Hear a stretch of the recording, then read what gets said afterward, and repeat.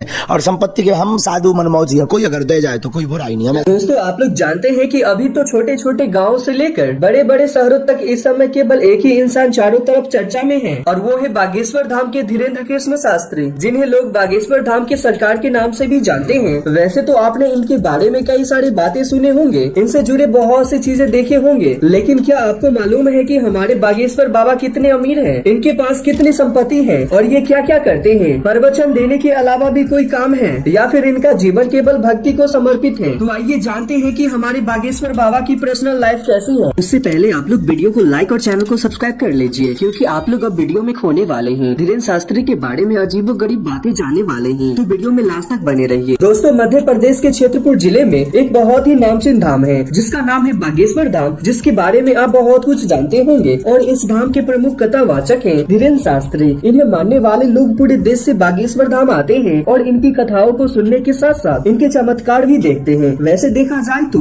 अभी धीरेन्द्र शास्त्री की उम्र 26 साल है। इनका जन्म 4 जुलाई 1996 को मध्य प्रदेश के क्षेत्रपुर में हुआ था। इनके दादा भी एक धार्मिक गुरु थे और धीरेन्द्र शास्त्री अपने दादा को गुरु मानते हैं। लेकिन आज धीरेन्द्र शास्त्री जिस तरह दिखते हैं, पहले ये वैसे बिल्कुल भी नहीं थे, क्योंकि अगर हम इनके बचपन पर नजर डालें तो बहुत ही गरीबी में गुजरा है। दादाजी भले ही धार्मिक गुरु थे और गाँव में दरबार लगाते थे, लेकिन इनका परिवार आर्थिक रूप से मजबूत नहीं था, जिसकी वजह से अपने बचपन में धीरेन्द्र शास्त्री को कई सारी मुश्किलों का सामना करना पड़ा। लेकिन अपने दादा के संगति में धीरेन्द्र शास्त्री ने कभी भी उन मुश्किलों की तरह ध्यान नहीं दिया और बचपन से ही भक्ति और धार्मिक कार्यों में लगे रहे। जहां मात्र 12 साल की उम्र में धीरेन्द्र शास्त्री ने बालाजी भगवान यानी कि हनुमान जी की साधना करनी शुरू कर दी। और आज ये हाल है कि धीरेन्द्र शास्त्री खुद को हनुमान जी का सबसे बड़ा भक्त कहते हैं और उन्हीं की कृपा से उनके पास ऐसी शक्तियाँ हैं जिनकी बदौलत ये लोगों की मन की बात को समझ जाते हैं और उनकी परेशानियों का हल भी बताते हैं। यही वजह है कि धीरेन्द्र शास्त्री आज पूरे भारत में जाने माने कथावाचक हैं और बाबा के तौर पर जाने जाते हैं। भारत के कोने कोने में से लोग सिर्फ इनके दर्शन करने के लिए आते हैं और जो इनके दरबार तक नहीं पहुंच पाते हैं वो दिन रात इनके प्रवचन सुनते हैं और इनके सुर में सुर मिलाते हैं। आज के समय में लोग बागेश्वर धाम सरकार की भक्ति में इतना डूब गए हैं कि इनकी एक झलक मात्र देखने के लिए लोग बेताब रहते हैं। इनके धाम पर हर दिन हजारों लोग आते हैं और हफ्ते में 2 दिन मंगलवार और शनिवार को भीड़ और भी ज्यादा बढ़ जाते हैं। यही कारण है कि बागेश्वर धाम के आसपास की जितनी भी जमीनें क्षेत्रपुर में हैं, उनकी कीमत आज मुंबई दिल्ली जैसे शहरों से भी महंगी हो गई है, क्योंकि वो जमीन बाबा के धाम के नजदीक है। और यही वजह है कि धीरेन्द्र शास्त्री जी के ऊपर बहुत सारी सरकारी जमीनों पर कब्जा के आरोप भी लग रहे हैं और इस तरह के कई सारे विवाद आजकल सामने आ रहे हैं। यहाँ तक के धाम में आने वाले लोगों की संख्या इतनी ज्यादा हो गई है कि 1 से 1.5 लाख रुपए दुकानों का किराया पहुँच गया है। इन सब चीजों से बाबा बागेश्वर धाम सरकार को काफी ज्यादा फायदा होता है। तभी तो सूत्रों के मुताबिक बागेश्वर धाम सरकार यानी कि धीरेन्द्र शास्त्री की कुल संपत्ति 20 करोड़ से भी ज्यादा है। हो सकता है कि इनकी संपत्ति और भी ज्यादा हो और उसकी सबसे बड़ी वजह इनके भक्तों की बढ़ती संख्या है। धीरेन्द्र शास्त्री का असली काम कथा वाचन करना है, जहाँ ये रामायण और महाभारत के किस्से सुनाकर अपने भक्तों को ईश्वर की भक्ति के लिए प्रोत्साहित करते हैं। और अपने इसी कथा वाचन के लिए धीरेन्द्र शास्त्री देश के अलग अलग कोनों में यहाँ तक कि विदेशों में जाकर कथा सुना चुके हैं और अपने शब्दों का जादू बिखेर चुके हैं। कहा जाता है कि एक बार जो कोई भी धीरेन्द्र शास्त्री का कथा सुन लेता है वो बार बार इनके धाम पहुंच जाते हैं, क्योंकि इनके बातों में झलकती भक्ति और ईश्वर के लिए प्यार लोगों को अपनी तरफ आकर्षित कर लेते हैं। पर अब जाहिर सी बात है कि जब इतनी ऊंचाइयों को कोई छू लेता है तो उसे नीचा दिखाने वाले लोग भी सामने खड़े हो जाते हैं। पर धीरेन्द्र शास्त्री तो इस वक्त फिल्मी हीरो से भी ज्यादा ट्रेंड कर रहे हैं। आए दिन कोई न कोई वीडियो यूट्यूब के ट्रेंडिंग पेज पर आ जाते हैं, तो कभी वायरल वीडियोस देखकर लोग हैरत में पड़ जाते हैं। इसी वजह से धीरेन्द्र शास्त्री को सिक्योरिटी की भी खास जरूरत है, जो हर वक्त इनके आसपास मौजूद रहते हो। वैसे तो कोई धीरेन्द्र शास्त्री के ऊपर तो वार नहीं करेगा, लेकिन भूले भटके किसी की बुद्धि भ्रष्ट हो गई और उसने बाबा बागेश्वर धाम के ऊपर वार कर दिया तो सिक्योरिटी इनकी हिफाजत के लिए हमेशा खड़ी रहती है। वैसे दोस्तों बाबा बागेश्वर धाम का कार कलेक्शन भी बहुत शानदार है। धीरेन्द्र शास्त्री के पास टोयोटा के बहुत ही शानदार और पॉपुलर SUV फॉर्च्यूनर है। बाबा इसी से चलना पसंद करते हैं, लेकिन उसके अलावा भी उनके काफिले में कई सारी गाड़ियाँ शामिल है, जिसमें टाटा सफारी और इनोवा जैसी बेहतरीन गाड़ी शामिल है। इतना ही नहीं, आज धीरेन्द्र शास्त्री इतना बड़ा नाम बन गए हैं कि उनके सिक्योरिटी के लिए पुलिस की गाड़ियाँ भी हर समय तैनात रहती हैं। अब अगर हम बाबा धीरेन्द्र शास्त्री के घर की बात करें तो बचपन में उनका घर काफी छोटा था और कच्चा बना था। उसी कच्चे मकान में उन्होंने अपना पूरा जीवन बिताया, लेकिन अब इनका मकान पूरी तरह से पक्का हो चुका है। पर अभी भी इनका घर महलों की तरह नहीं है। इन्होंने काफी आलीशान घर बना लिया हो, जिसने शाहरुख खान के मन्नत और मुकेश अंबानी के एंटीलिया को फेल कर दिया हो। ऐसा नहीं है, अगर अगर आप धीरेन्द्र शास्त्री का घर देखने जाएंगे तो इन्होंने अपने गाँव में ही एक साधारण 2 मंजिला मकान बनवाया है, जिसे देखकर ऐसा बिल्कुल भी नहीं लगता है कि ये उसी शख्स का घर है जिसके दरबार में बड़ी बड़ी सेलिब्रिटीज नाच गाना करते हो। लोग इनके एक झलक पाने के लिए बेताब रहते हैं और ये चाहे तो किसी के भी मन की बात समझ जाते हैं। इस तरह के ताकतवर लोग अक्सर बड़े और आलीशान घर में रहना पसंद करते हैं, लेकिन धीरेन्द्र शास्त्री ऐसे बिल्कुल भी नहीं है। वो अपने परिवार के साथ इसी घर में रहते हैं, लेकिन दिन के आधे से ज्यादा समय धीरेन्द्र शास्त्री बागेश्वर धाम में कथा वाचन करने में बिता देते हैं और महीने में कई बार तो इन्हें देश के अलग अलग हिस्सों में कथा वाचन करने के लिए जाना पड़ता है। यानी कि हमें और आपको इनका जीवन जितना आसान दिखता है उतना है नहीं। धीरेन्द्र शास्त्री को भारत का नंबर 1 कथा वाचक बनने के लिए बहुत मेहनत करनी पड़ी है, लेकिन हाँ ये बात भी सच है कि बाबा धीरेन्द्र शास्त्री जितनी ज्यादा फेमस है ये उतनी ज्यादा विवादों से भी घिरे रहते हैं। वैसे तो गैर हिंदू अक्सर इनके खिलाफ लोगों को गुमराह करने की कोशिश करते हैं और मुकदमे भी दर्ज करते हैं। बागेश्वर धाम के आसपास की जमीन को कब्जा करने के भी आरोप धीरेन्द्र शास्त्री पर काफी लंबे समय से लग रहे हैं, जिसके तहत ये कहा जा रहा है कि बाबा बागेश्वर धाम सरकार ने अपने धाम के आसपास की सारी जमीनें पर कब्जा कर रखा है। कई सारी दुकानें किराए पर उठाए गए हैं, जिनका ये लाखों में किराया लेते हैं और हद तो तब हो जाती है जब दूसरे धर्म गुरु धीरेन्द्र शास्त्री के ऊपर पाखंड फैलाने का